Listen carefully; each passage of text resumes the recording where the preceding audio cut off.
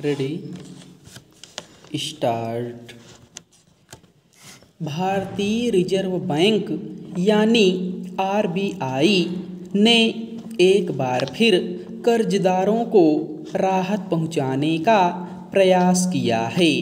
उसने संशोधित दिशा निर्देश जारी कर कहा है कि अगर कोई कर्जदार समय पर किस्त नहीं चुका पाता तो बैंक उससे दंड शुल्क तो वसूल सकते हैं, मगर उस पर चक्रवृद्धि ब्याज नहीं ले सकते।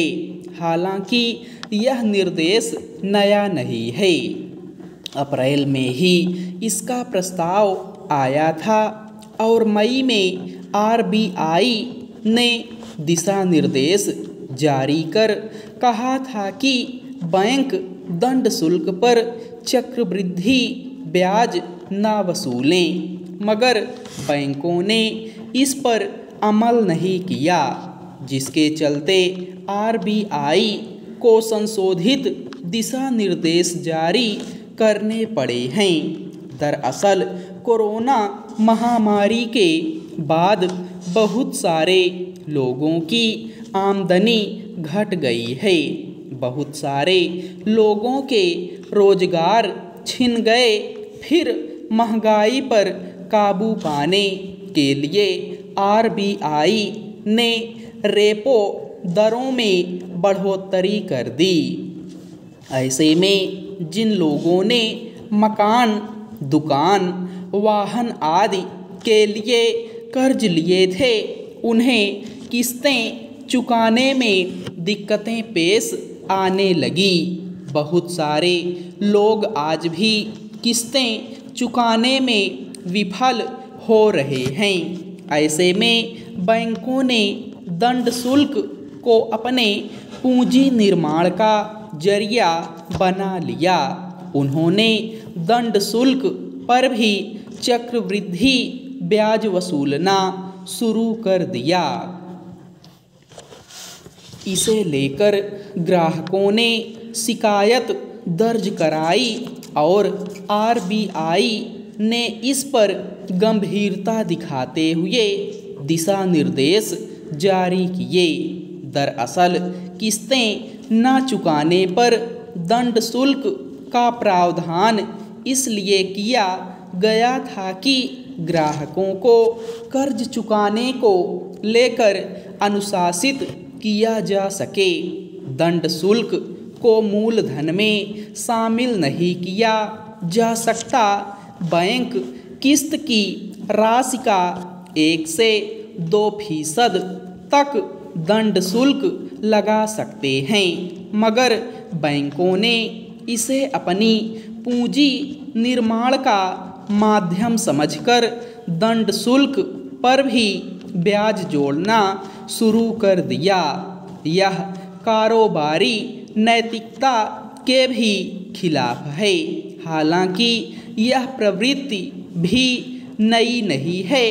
कोरोना काल में जब लोगों की आमदनी बंद हो गई थी, काम धंधे रुक गए थे, तब सरकार ने हर तरह के कर्जदारों को राहत देते हुए आदेश जारी किया था कि बंदी के समय में अगर कोई व्यक्ति अपनी किस्तें चुकाने में विफल होता है तो उससे किसी तरह का दंड न वसूला जाए और उन किस्तों का भुगतान उसे बाद में करने की भी सहूलियत दी जाए, मगर बैंकों ने उन किस्तों को मूलधन में जोड़कर चक्रवृद्धि ब्याज वसूलना शुरू कर दिया था। तब भी आरबीआई को दखल देना पड़ा था।